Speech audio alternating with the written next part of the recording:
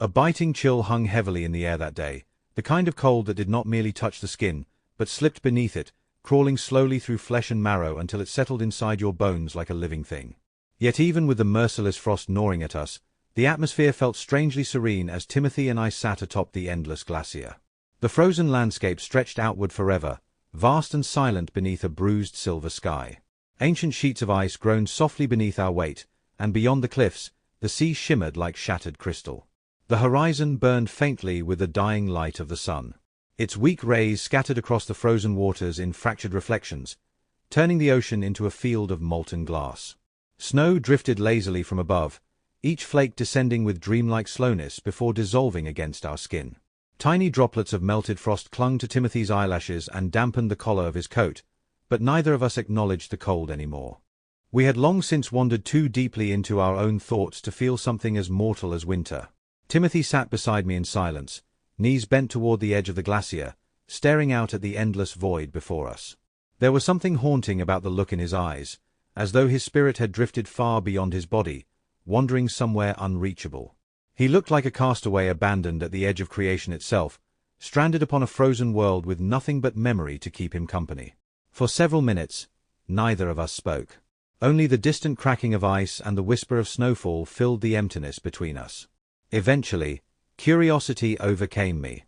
I shifted closer and lowered myself beside him onto the unforgiving ice. The cold seeped instantly through my clothes, but I ignored it. "Timothy," I asked quietly, "what's going through your head right now?" My voice vanished almost instantly into the wind. For a moment, he didn't answer.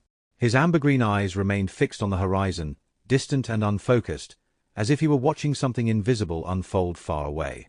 When he finally spoke, his voice carried an exhaustion that sounded far older than he was.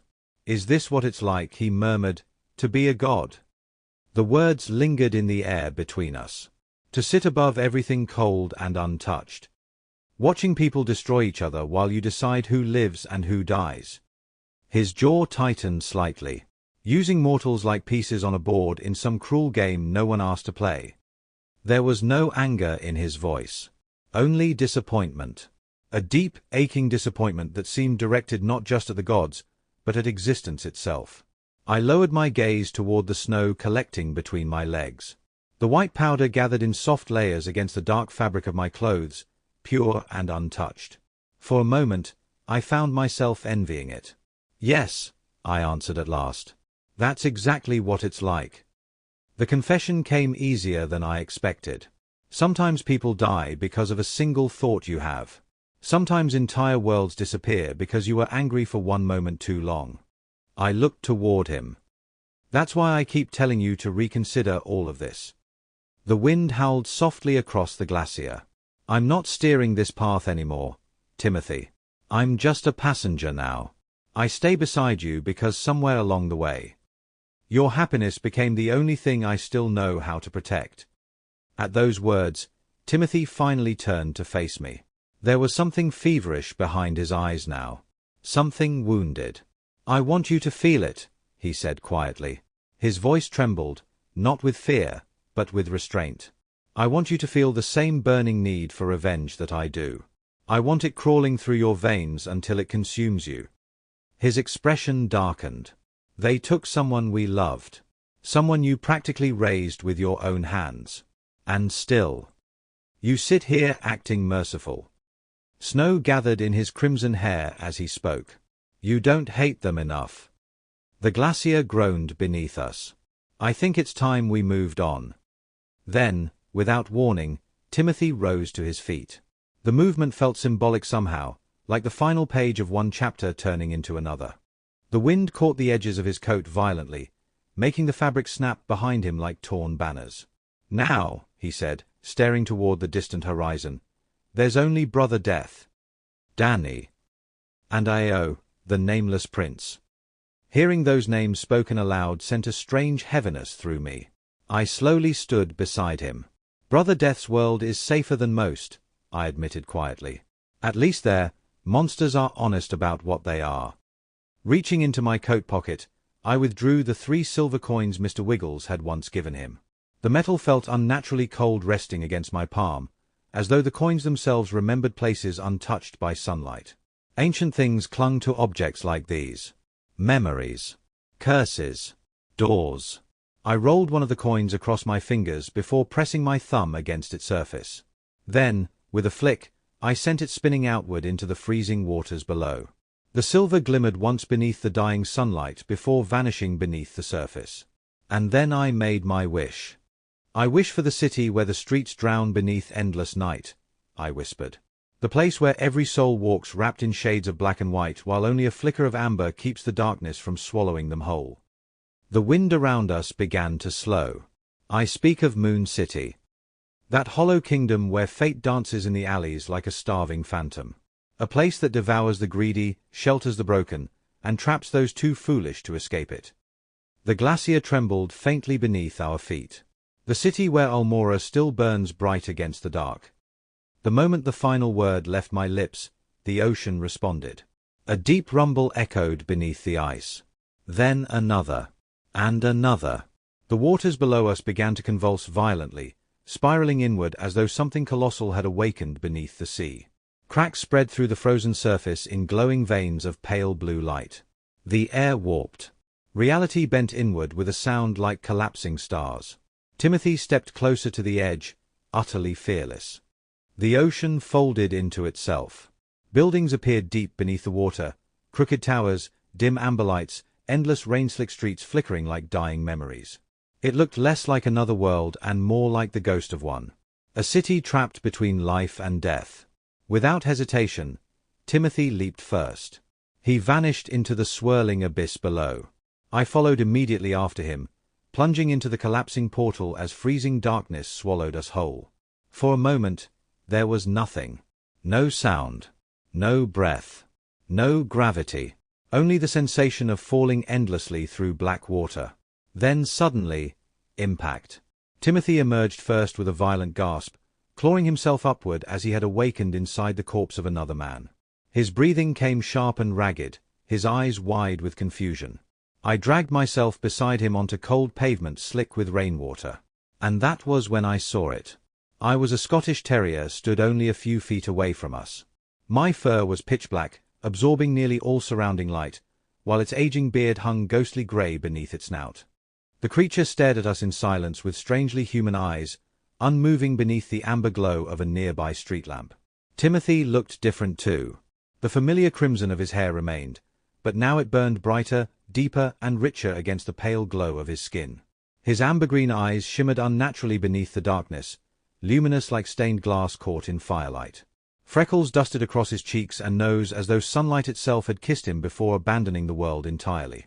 He wore a long blue coat with brass fastenings running down its front, its edges tattered and fraying near the bottom like old theatre curtains.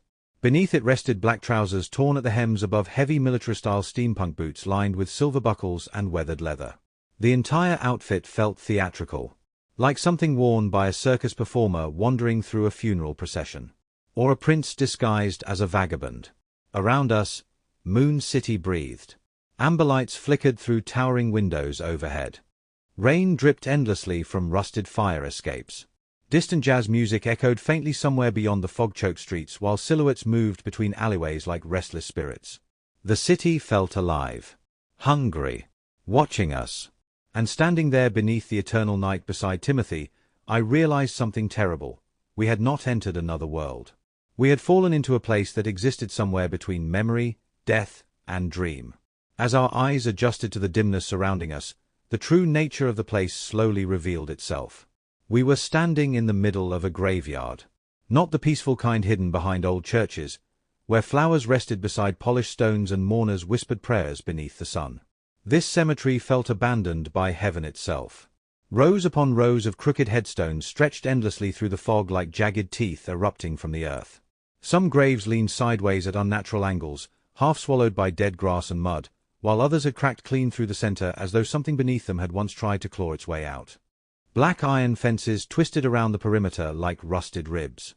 Rainwater collected inside sunken footprints between the graves, reflecting the pale amber glow of distant street lamps.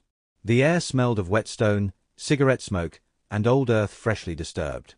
Somewhere far away, a church bell rang faintly through the fog, its sound distorted and hollow, as though the city itself were underwater. And yet, just beyond the final rows of tombstones stood something impossibly alive. A park. Its vibrant green grass glistened beneath golden streetlights, untouched by the decay surrounding it. Bright playground equipment shimmered with rainwater while children ran laughing beneath the mist, their voices echoing through the night like ghosts of happier memories. Parents sat along benches drinking coffee and talking casually, utterly unaware that only yards away lay an ocean of graves. The contrast was surreal. Death on one side, life on the other. Moon City seemed to balance both without distinction. For a long moment, Timothy and I simply stood there in silence, staring at the impossible divide. Then Timothy spoke. "I see a way out." His voice cut through the fog like a blade. He pointed toward an opening in the cemetery fence where the iron gates hung partially open, swaying gently in the wind with a long metallic creak. Without waiting for a response, Timothy began walking toward it. I quickly hurried after him, nearly slipping against the soaked earth as I struggled to keep pace. My smaller legs sank into patches of mud hidden beneath the frost, and every step through the graveyard felt strangely exhausting, as though the place itself resisted movement. The deeper we walked, the stranger the cemetery became. Some gravestones bore no names. Others displayed dates that had not happened yet. One grave we passed simply read, "She never woke up another. Don't listen to the man in the rain." I looked away immediately. The fog thickened around us in slow swirling waves, curling around Timothy's boots as he moved ahead without hesitation. The amber glow of the city bled weakly through the mist now, painting everything in muted gold and grey. Then suddenly, Timothy stepped directly into the street. "Timothy!" My voice cracked sharply through the air. Out of the fog, headlights burst forward like two blazing eyes. A car came screaming down the road, tires hissing violently against the rain-soaked pavement. The driver slammed on the horn, but it was already too late. The vehicle struck Timothy head-on. The impact echoed through the street with a sickening metallic thud. His body lifted slightly into the air before crashing hard against the pavement several feet away. The sound of bone hitting concrete made my stomach twist violently. "Timothy!" For one horrifying second, everything stopped. The laughter from the distant park. The sound of the rain. Even the city itself felt silent. Then Timothy groaned. Slowly, almost casually, he pushed himself off the pavement. Loose gravel and broken glass slid from his coat as he rose unsteadily to his feet. Blood dripped faintly from the corner of his lip, but his expression looked more annoyed than injured. The driver's door cracked open. A tired-looking man leaned halfway out of the car window, panic written all over his face. He looked somewhere in his late 30s, with dark circles beneath his eyes and a crooked tie hanging loosely around his neck. Fast food wrappers littered the passenger seat behind him. "Oh my God, hey, man," he shouted frantically. "Please don't say anything to the cops, all right? Seriously, I just got this job back." He rubbed his forehead dramatically. "My wife is gonna kill me if I lose another one. I'm already on thin ice as it is." Despite everything, the man somehow sounded more inconvenienced than horrified. Timothy stared at him blankly for a moment. I could practically feel the anger radiating from him like heat beneath the cold rain. His fists tightened slowly at his sides, and for a second I thought he might rip the car apart with his bare hands. But then, something shifted in his expression. Curiosity. "By chance," Timothy asked calmly, wiping blood from his mouth, "do you know someone called Brother Death?" The driver blinked. The tension vanished from his face almost instantly. "Brother Death?" he repeated, leaning further out the window. "Yeah, of course I know Brother Death." His eyes widened with sudden excitement. "Man, you serious? He's part of the Deadly Brothers." The man pointed enthusiastically farther down the city streets where distant lights pulsed through the fog. "They're performing tonight at Skyfall. Biggest show this month. Everybody in Moon City's gonna be there. That's why I'm speeding like a maniac right now." He laughed nervously before adding, "You don't understand, man. Those guys are legends here." Timothy's expression darkened thoughtfully. "The Deadly Brothers," he muttered quietly. The driver grinned. "Especially Brother Death. Dude's basically a god around here." Something about the way he said it unsettled me. Not admiration. Worship. The man checked his watch suddenly and cursed under his breath. Ah, crap, I'm late. He pointed 2 fingers toward Timothy awkwardly. Hey, sorry again for hitting you with my car. Then, almost as an afterthought, you heal weirdly fast, by the way. Before either of us could answer, the driver rolled his window back up and sped off into the fog, taillights disappearing like red embers swallowed by darkness. Silence returned once more. Rain tapped softly against the pavement. Timothy stood motionless in the middle of the street, staring after the vanished car with something intense burning behind his glowing amber-green eyes. Then he turned toward me. So, he said quietly, the Deadly Brothers are performing at a place called Skyfall. There was a new energy inside him now. Purpose. Anticipation. Maybe even excitement. As we continued forward, the fog around us slowly began to thin, unveiling more of Moon City's impossible beauty. Towering buildings emerged from the haze like sleeping giants.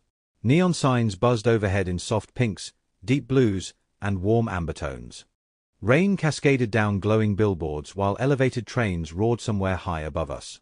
Music drifted faintly through the streets, jazz mixed with static and distant laughter. And then we saw it. Far beyond the rooftops, piercing through the fog like a divine monument, stood an enormous tower of crystal and glass.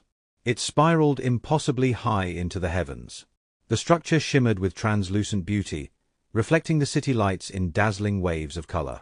Swirling pink illumination coiled around its surface like ribbons of living light, casting a warm celestial glow over the surrounding skyline. The tower looked less like architecture, and more like a dream someone had trapped inside glass. Timothy stopped walking entirely. What? He whispered breathlessly. The pink light reflected in his glowing eyes as he stared upward in stunned silence. Around us, Moon City breathed and pulsed beneath the eternal night, beautiful, dangerous, and impossibly alive. And somewhere inside that towering monument of crystal and neon, Brother Death was waiting. As Timothy followed my gaze toward the skyline, his eyes slowly widened. There, piercing through the fog like the spire of some celestial cathedral, stood the enormous crystal tower we had seen earlier. The higher sections disappeared entirely into the clouds, while ribbons of glowing pink light spiraled endlessly around its glass surface like veins of living energy. Even from this distance, the structure dominated the cityscape, impossible to ignore.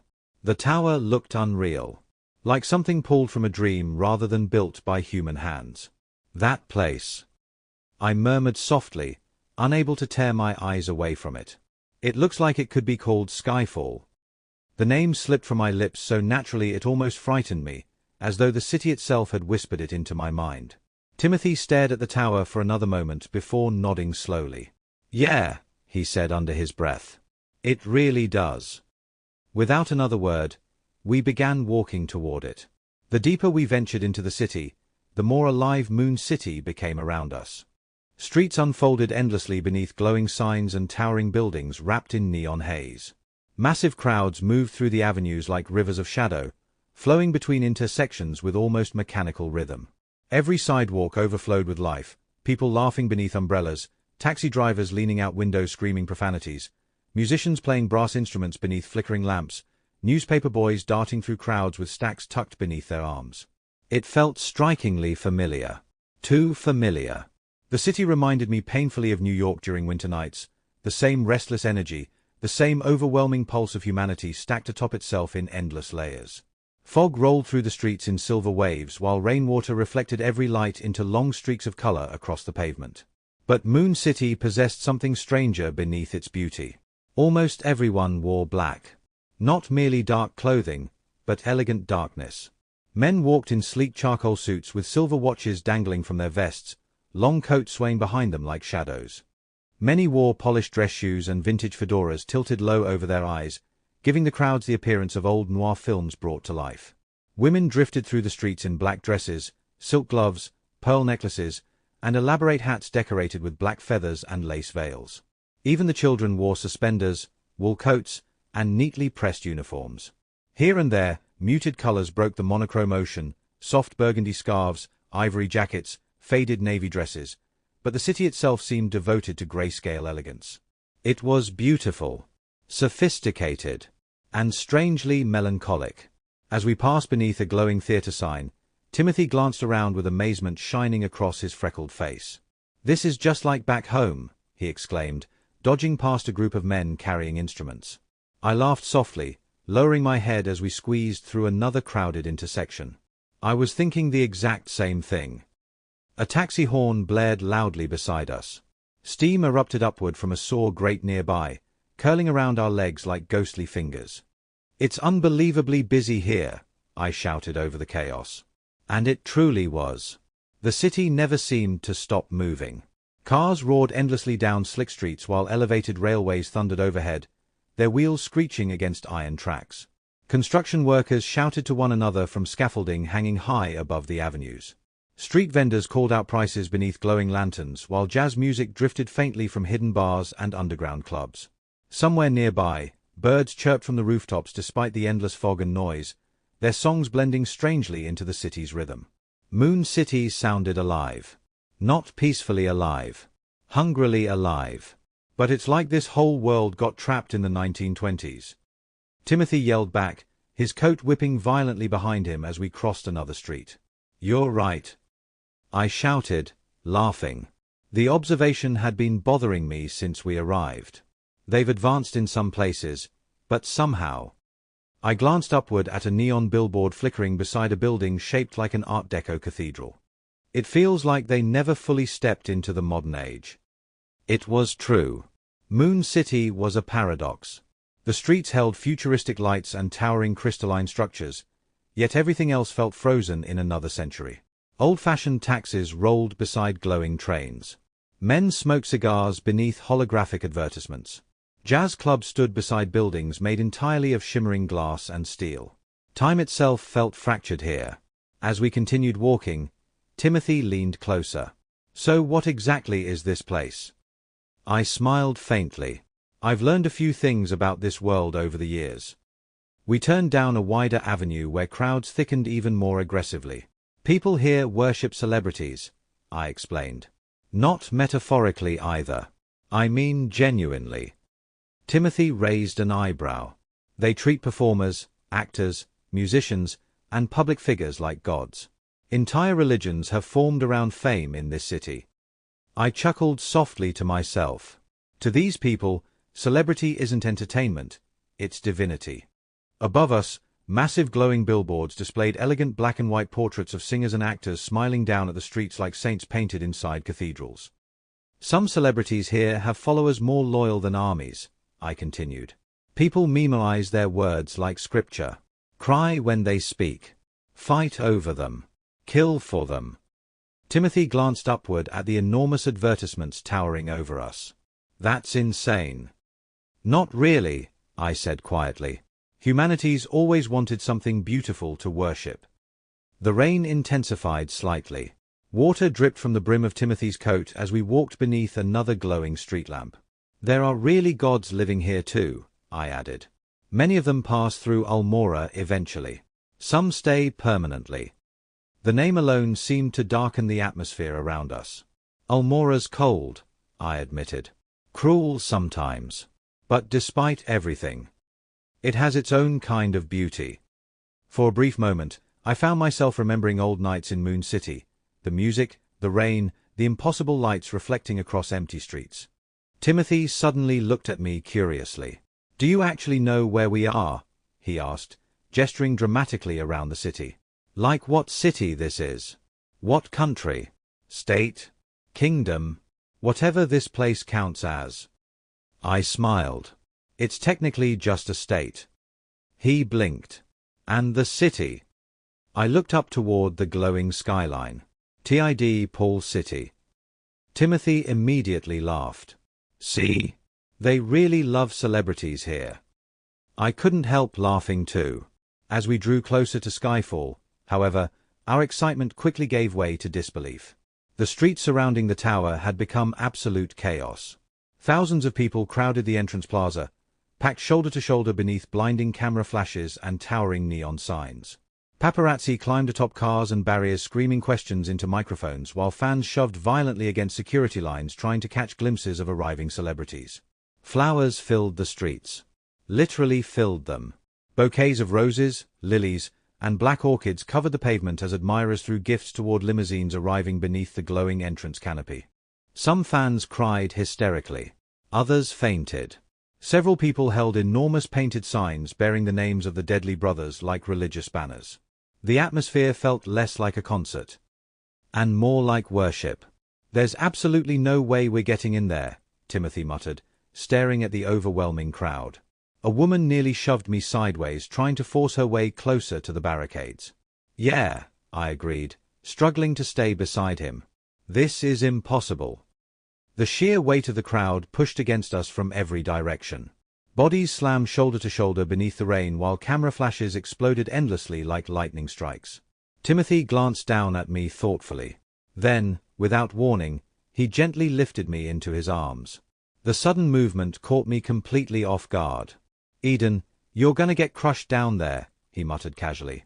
Before I could protest further, he carried me away from the chaos and down a quieter side street branching away from the Tower District.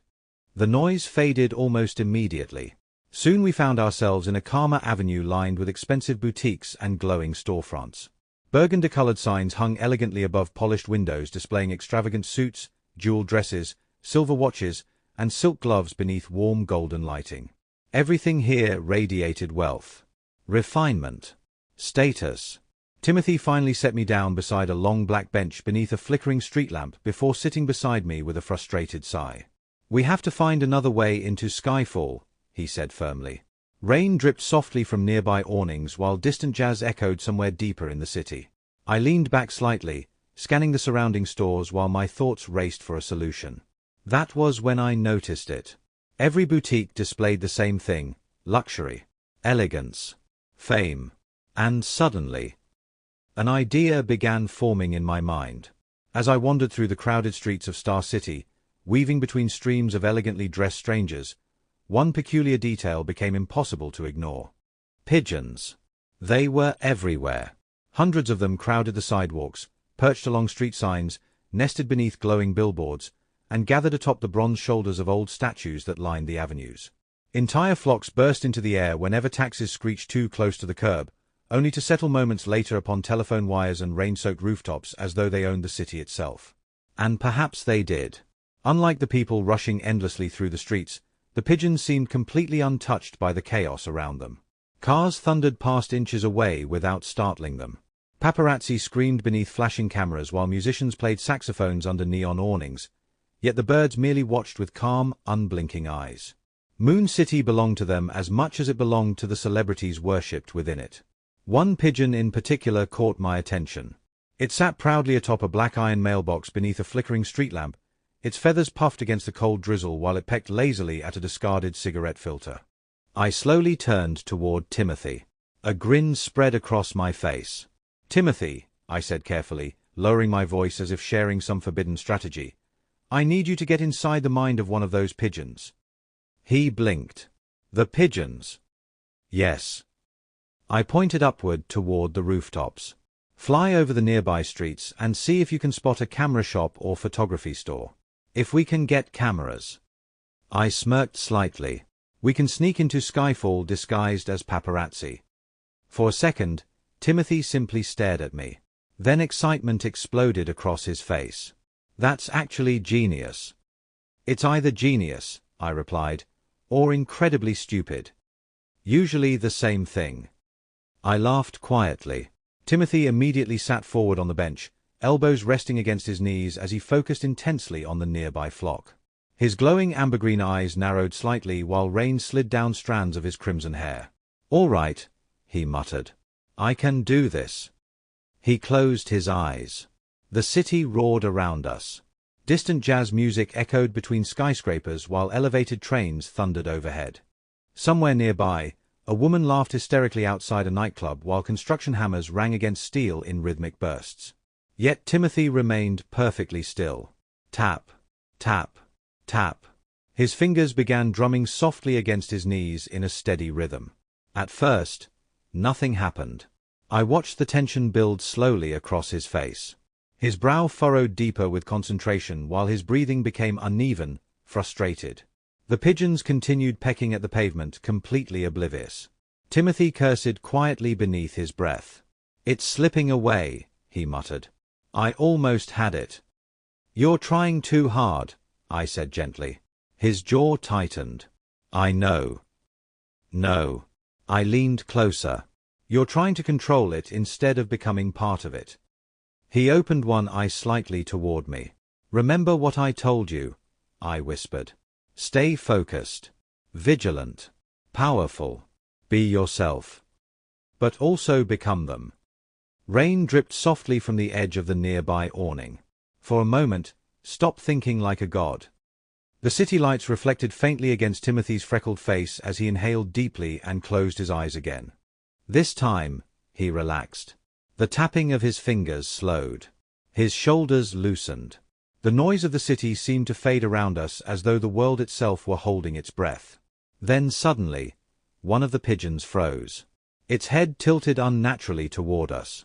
A strange shiver passed visibly through Timothy's body. And then the bird moved. Not randomly. Intentionally. The pigeon hopped once across the mailbox before launching itself upward into the rain-filled air. Timothy's breathing hitched sharply. I watched in silence as the creature climbed higher and higher above the streets, weaving effortlessly between glowing signs and towering buildings. Through Timothy's connection, I could almost feel what he saw. The city unfolded beneath him like a living machine. Endless rivers of black umbrellas flowed through the avenues below. Neon lights shimmered against rain-slick rooftops while steam poured upward from vents like smoke from dragon mouths. Skyfall towered in the distance like a glowing crystal spear piercing the heavens. The pigeon soared through thick clouds of fog. Higher. Further. Searching. Then suddenly, it descended. The bird landed gracefully atop the branch of a dying tree overlooking a narrow intersection several blocks away. A glowing storefront rested below. Cameras filled the display windows. Timothy's eyes snapped open instantly. "I did it." The sheer disbelief in his voice made me laugh immediately. His face lit up with childlike triumph, his glowing eyes wide with excitement. "I actually did it," he repeated breathlessly. "I could see everything. I could feel the wind under its wings." He stood abruptly from the bench, practically vibrating with adrenaline. "The store's only a few blocks away," he said quickly. "We need to hurry if we're going to make it back in time." A grin slowly spread across his face. "To meet the brothers." He paused dramatically before adding, "Well, technically one brother." His eyes gleamed beneath the rain. "The one they call Death." I couldn't help laughing again as I pushed myself off the bench beside him. "Then let's not keep him waiting." Together, we hurried deeper into the glowing arteries of Moon City while fog curled endlessly around our feet. And somewhere far across Star City, Brother Death prepared for the most important night of his life. High above the streets, inside one of Skyfall's lavish upper floors, music pulsed through dimly lit dressing rooms scented with cigarette smoke, expensive cologne, and old whiskey. Danny, better known across Moon City as Brother Death, stood before a cracked vanity mirror while attendants adjusted the collar of his black velvet coat. Tonight mattered. Not because of the concert. Not because Skyfall was packed beyond capacity with screaming fans. And not because the Deadly Brothers had finally become famous enough to headline one of the city's grandest stages. Tonight mattered because Marilyn would be there. Just thinking of her name sent warmth flooding through him. Danny smiled faintly to himself as he adjusted the silver rings along his fingers. Marilyn. The woman who had unknowingly inspired almost every lyric he had ever written. The muse hidden behind every sleepless song.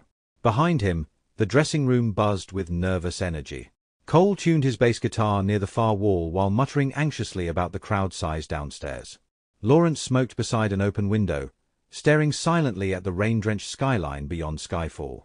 Jimmy sat sprawled across a velvet couch, lazily tapping drumsticks against his knee while humming fragments of their biggest hit. Moon Woman. The song that changed everything. A strange fusion of smoky blues, funk rhythms, and melancholic soul that somehow captured the loneliness buried inside Moon City itself. It wasn't merely popular anymore. It had become immortal. Fans quoted its lyrics like poetry. Some called it sacred. Danny glanced toward the roaring crowd beyond the dressing room walls. Thousands of voices screamed the band's name from somewhere below.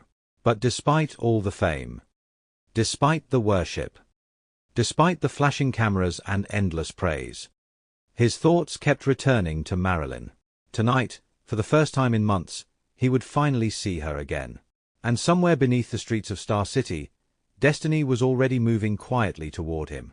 The music chart had once hailed them with the thrill of success, their latest single landing at number 8 on the trending songs list. However, after a brief 3-week reign, it had all but disappeared from the airwaves. The pressure began to mount on the group as they found themselves still touring with that single song, feeling the weight of unspoken expectations to create another hit. Their label had made it clear, they had until the end of their final show to produce a new record, and tonight was that pivotal night. As they emerged from their sleek black limousine, dressed in striking blue suits, the world around them transformed into a dazzling spectacle. Bright lights illuminated their path, creating an atmosphere befitting grand celebrities.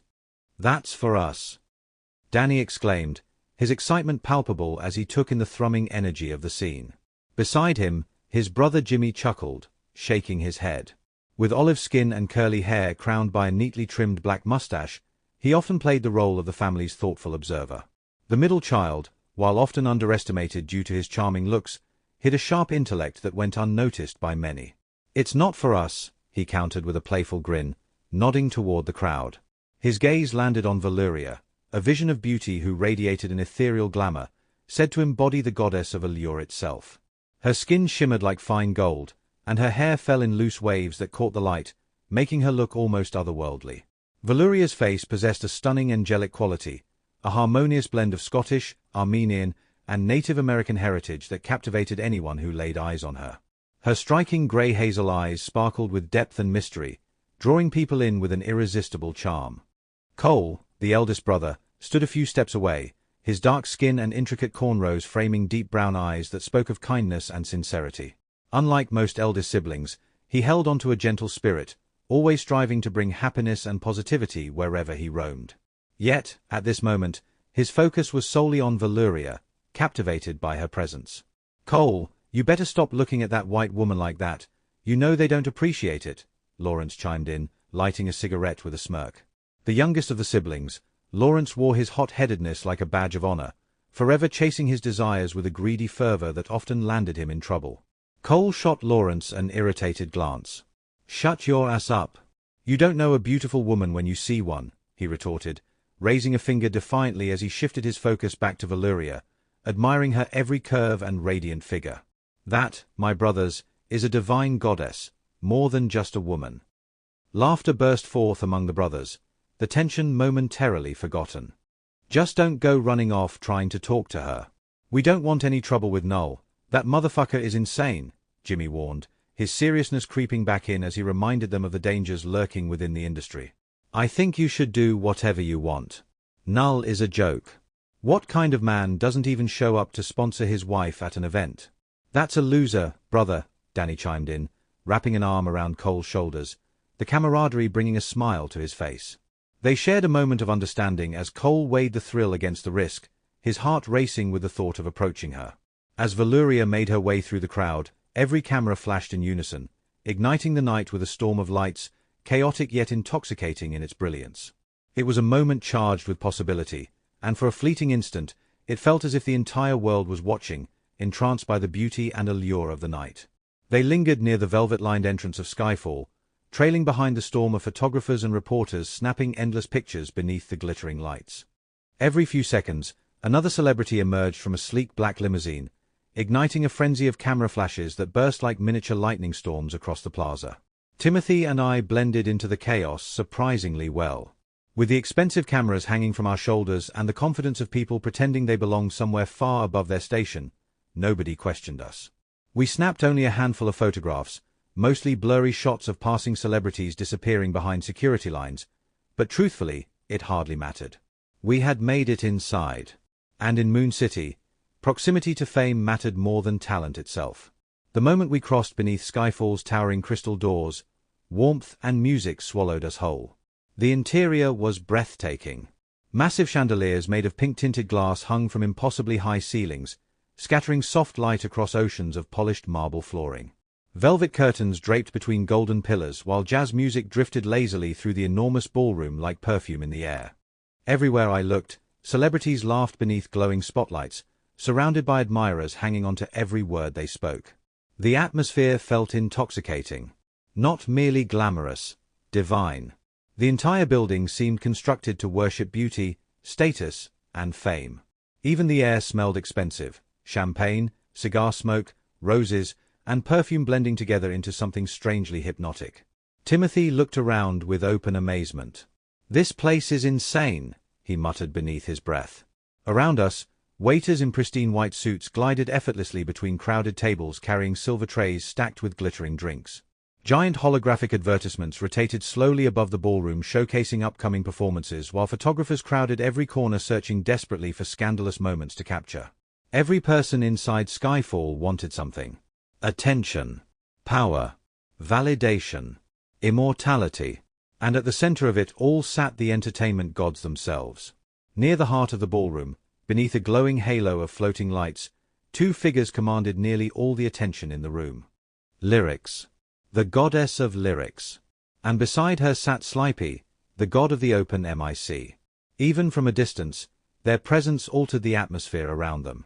Lyrics wore a long silver gown that shimmered like liquid moonlight against her dark skin, every movement graceful enough to silence nearby conversations. Thin strands of jeweled chains draped from her shoulders while glowing symbols floated faintly around her fingers like fragments of unfinished songs. People practically worshipped her. Writers begged for her approval. Singers built careers from a single compliment she offered. Beside her lounged Slipey in an oversized black suit decorated with gold embroidery, his fingers adorned with rings shaped like miniature microphones. His lazy grin never seemed entirely sincere, yet crowds clung to his every word as though he possessed the ability to crown the next legend with a mere sentence. To sit near them wasn't merely prestigious. It was strategic. Careers were born at tables like theirs. Lives changed beside people like them. Timothy immediately noticed the empty table closest to their section. "We should sit there," he whispered quickly. I stared at him. "You realize that's probably the most expensive seating area in the entire building, right?" "Exactly." Before I could argue further, Timothy was already guiding us through the crowd toward it. Meanwhile, across the ballroom, the Deadly brothers finally settled into their own table near the celebrity section. Jimmy immediately grabbed the receipt left waiting beside the champagne bucket and frowned deeply. "Oh damn," he muttered, rubbing the back of his neck nervously. "This bill is kinda crazy." Lawrence leaned sideways to glance at it before rolling his eyes dramatically. "I don't understand how we already owe money," he scoffed. "We haven't even ordered food yet." Jimmy slapped the table in frustration hard enough to rattle the glasses. "You have to pay an arrival fee for sitting near important people, man." His voice echoed louder than intended, drawing several irritated glances from neighboring tables. "How many drinks have you had already?" Lawrence muttered. "You know we perform soon, right? Don't screw this up." Cole sighed heavily before leaning forward.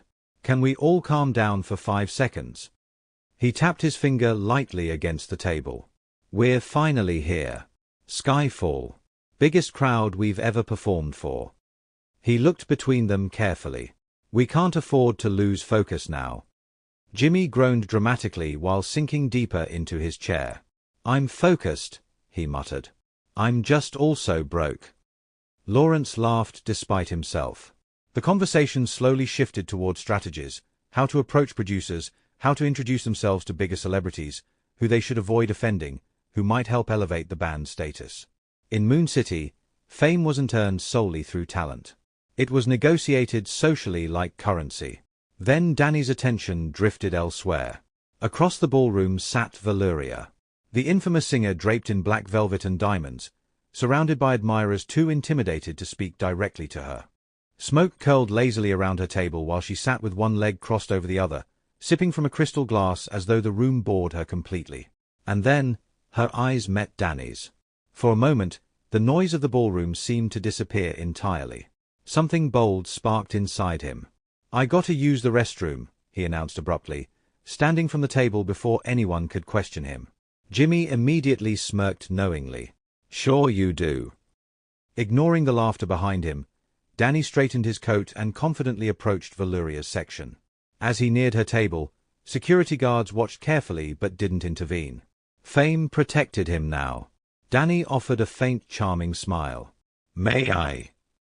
Valuria slowly raised one perfectly sculpted eyebrow. "You wanna come into my section?" she asked lazily. Her voice carried the smooth danger of velvet hiding razor blades. "You got money?" Danny grinned immediately. "I always have money." He slid smoothly into the empty seat beside her before adding, "But you know what's even better?" Valuria glanced sideways at him. "I know how to keep it." A faint smirk tugged at her lips. She lifted her drink slowly, taking another sip while studying him carefully from head to toe. "You don't smell like money," she teased. Danny laughed softly, completely unfazed. "Listen," he said smoothly, leaning slightly closer. "You're one of the most beautiful women I've ever seen." Valuria's expression remained unreadable. "But honestly," Danny smirked, "do you really think you could handle me?" Several people at nearby tables audibly reacted. Valuria stared at him for a long moment before laughing quietly into her glass. "You're either very brave," she murmured, "or very stupid. Usually both." Without hesitation, Danny stood and extended his hand toward her dramatically. "Dance with me." The surrounding music swelled softly through the ballroom. For a split second, it almost looked like she might accept. But instead, Valuria slowly turned away. "Null is a dangerous man," she said quietly, almost cryptically. "You should remember that." Then she took another sip from her drink. Dismissed. Danny's confidence cracked slightly. Not enough to show weakness openly, but enough for frustration to settle beneath his skin. Without another word, he turned away and wandered toward the ballroom bar beneath the glowing chandeliers. The bartender looked almost unnaturally cheerful as Danny approached. "What's the strongest thing you've got?" Danny asked tiredly. The bartender polished a crystal glass with exaggerated enthusiasm. He hummed mischievously. "Let me check in the back." His grin suggested he was enjoying Danny's suffering far more than necessary. And as the night stretched onward, Danny remained at the bar slowly drowning his frustration beneath stronger and stronger drinks while Moon City danced endlessly around him. Meanwhile, several blocks away, Timothy and I finally arrived at the camera store. The building sat tucked between two towering fashion boutiques beneath a glowing sign that read, "Starguy Photography." Warm golden light spilled through the windows onto the rain-soaked pavement outside. The moment we stepped inside, I nearly forgot myself completely. Cameras lined the walls like sacred relics. Antique models rested inside glass displays while modern equipment gleamed beneath soft overhead lighting. The smell of polished wood, dust, and developing chemicals filled the room pleasantly. For a brief moment, I forgot I was even a dog. I wandered slowly between the aisles, mesmerized by rows of lenses reflecting distorted fragments of light like tiny captured moons. Behind the counter sat a heavy-set man flipping lazily through a magazine beneath a flickering lamp. At first, he didn't notice me. Then suddenly, "Hey!" His voice cracked sharply across the store. "There's no dogs allowed in here." The aggression in his tone immediately soured the atmosphere. I froze instinctively. But Timothy didn't even glance at him. Instead, he calmly wandered through the aisle searching the shelves with focused determination until finally spotting the newest and most expensive camera in the store resting beneath a spotlight display. Without hesitation, he grabbed it.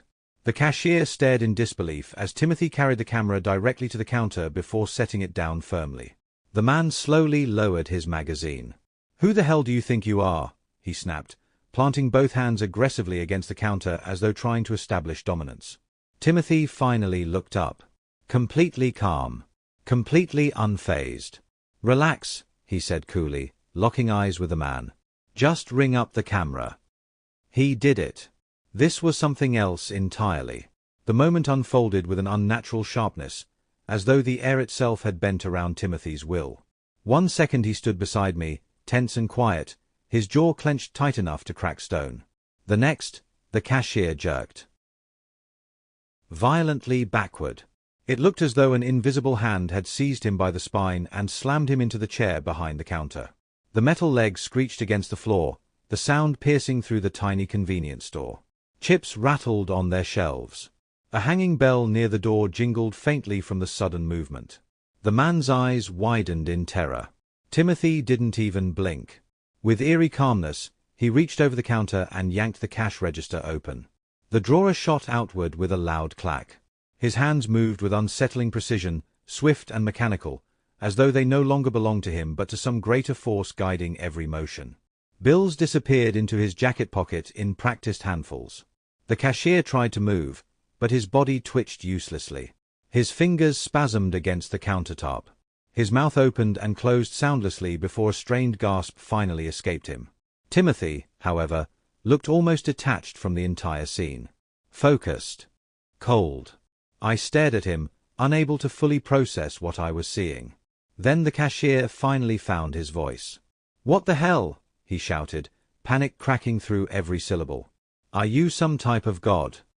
"Timothy, stop that!" I snapped instinctively, my voice sharper than I intended. The cashier froze. Slowly, almost mechanically, he turned his head toward me. His expression twisted from fear into complete disbelief. His face had gone pale enough to rival the fluorescent lights overhead. "Oh my God," he whispered. "Your dog talks too." His gaze darted between